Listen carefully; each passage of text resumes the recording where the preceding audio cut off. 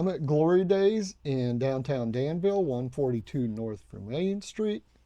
And Ken has owned Glory Days for several years. It's an antique shop and collectibles, I would Yes, say. yes. Antiques and uniques, we call it. Yeah. Okay. And how many years have you been operating in? Be 15 the 4th of July. 15 years on the 4th. What a Yeah. perfect day Yeah. to celebrate your birthday, right Yeah. along with the birthday of America, Yeah. right? Do you have any relation to the service or know anybody in the service? My son, um, he's retiring this month. We're flying, my wife and I are flying to Hawaii for his retirement ceremony at the end of the month. Wow. He'll have 20 years in and getting out. Yeah. All A brother this, that of served course. in Vietnam too. Okay. So he's very involved in the military stuff. He's like the area historian back in the town where we grew up in. Yeah.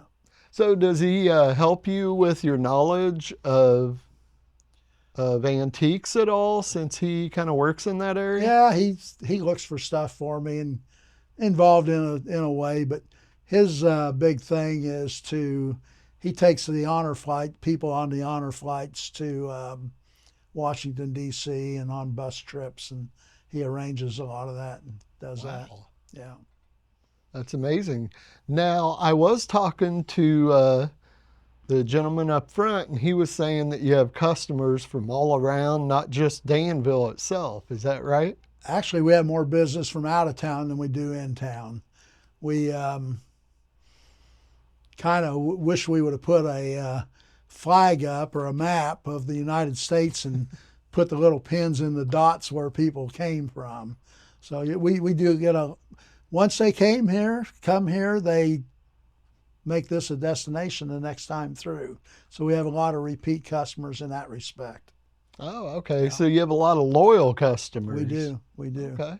Now, bringing people from out of town and bringing them into Danville, well, in a sense, you're bringing people to come here, not only come to your store, but maybe they stop by a gas station, maybe they stop by a store. So that helps the whole community out. Absolutely. Now, have you thought about that yourself and Yeah. the impact of that? Yes, I do, because we always ask people, where are you from, when they come in. If we don't know them, where are you from? And then we start talking about different things to do in Danville, famous people from Danville. We get a lot of customers because of the VA. That has become a stop whenever they do their VA visit or checkup or whatever, they come by here. What is your thoughts on Breezy Tower? Because that's been a big topic in Danville. Does it frustrate you? Does it really not bother you? Frustration's a light way to put it with me. Okay. When the casino came in, I went to a lot of the meetings and fought hard to get the casino to locate in the downtown area, because I thought that in itself would save the Breezy Tower. You know, that place has been there for a long time, and it was such a great structure, and I've been up in it many times. I ran downtown Danville for quite a few years, and I was in that building many times, and I appreciated what it was. They would have made great condos and stuff for people to live in, but it's just, unfortunately, Danville tears things down where a lot of other cities build them up or refurbish them. You know, you look around Terre Haute, Champaign, the Chicago. I lived up in Chicago for 8 years, my wife and I, and all the suburbs were made to theaters, nice again, such as we did with the Fisher. Now, you mentioned the Fisher. The Fisher is definitely a high point because there's a lot of history there. Like you had mentioned, a lot of famous people. We all know the Van Dykes. We all know the Gene Hackman stories and so on. But Danville has actually brought dreams to other people besides them. I was talking just last week to Pete Blackman. He's part owner of Vermilion River Beer Company, and he has bands in there, I believe music, at least 3 times a week. He has the Lunchbox series happening on Fridays at 11:30. And he said that Danville has brought him his dream, has allowed him to expand on just his ideas. Would you feel the same way? Do you think Danville has at least allowed you this opportunity here with Glory Days? Yeah, I always kind of knew I wanted to do something like I'm doing now with the business. And Danville was a place that was, I thought, down at the time. And I could buy reasonable and build it from ground up. And that's exactly what happened. I've known Pete for a long time. Pete, in fact, I own the lot next to Pete's bar.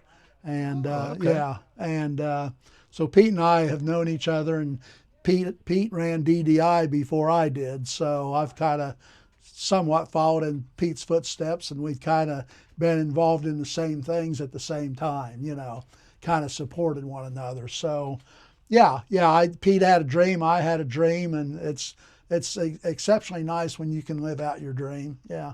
And Danville, you would say, at least in part, has given you that opportunity to fulfill your dream. Yeah, it has. I looked at other places, and like I said, I thought the opportunity was best in Danville for the growth that I wanted to do. Yeah. Yeah, there's a lot of larger communities not far away. I had heard that somebody from Lafayette has been here. Oh yeah, we get a lot of people from Lafayette, a lot of Okay. people from Peoria, a lot of people from Champaign, Terre Haute, yeah, Indianapolis. We got several regular customers from the bigger cities that come here. They like our shop. Yeah. I do want to thank you, Ken, for joining me on Saving Danville. And if you're in the area, or if you're not in the area, make sure you come down to 142 North Vermilion Street. And the business is Glory Days Antiques and Uniques.